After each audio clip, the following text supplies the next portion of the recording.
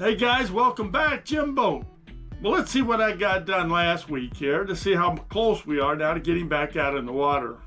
I got all the batteries put back in, fastened up. These ratchet straps look kind of bad, but they work really well. Holds these babies right in there. These are really heavy.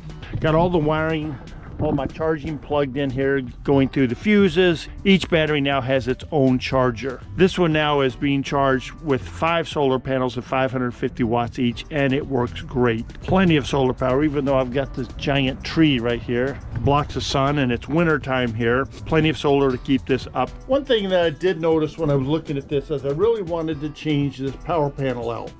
Here's the 12 volts and here's the 110. The opportunity is that I don't have enough power going to my chargers over here.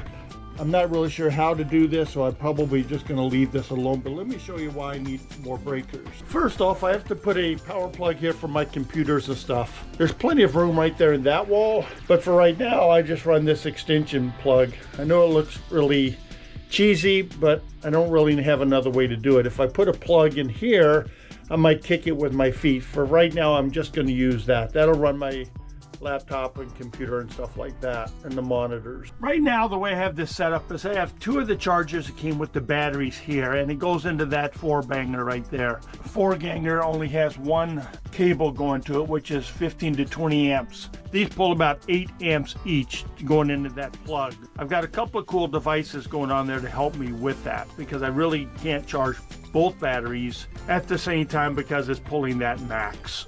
It's also going to be where the Starlink's going to be charged up here. So right now I don't have enough power over here. I need 2 receptacles over here, each one pulling that power, but I don't have anything, so I've got an idea. I'm going to show you. Hopefully next week it should be here. There's still a couple of big items that I have to do before I can get the boat back on the water. It's the controller and the cooling system. The controller should be here in a couple of weeks, and I might possibly have to program it to work with the outboard motor. There's 2 options for a cooling system on this boat.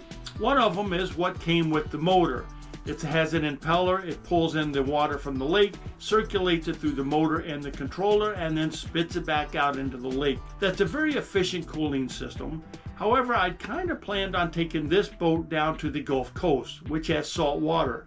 Salt water doesn't work too well on the metals going through the boat, so I had considered making it a closed system. The antifreeze goes around the motor itself to cool that off and the controller, and there's no need to suck in that salt water into the components. However, after doing more research on that, I believe that's a little beyond my scope of understanding and my desire to go down another rabbit hole to learn how to do it. I think what I'm going to do is I'm just going to drop the lower unit, inspect the impeller, make sure the cooling system is fine, put it back together, and go on down the river. It's a good, efficient cooling system. I'll just have to figure out what to do if I decide to take the boat down to the Gulf Coast on the salt water. I'm getting excited again to get the boat back into the water. I love you guys, and I'll talk to you on the next video.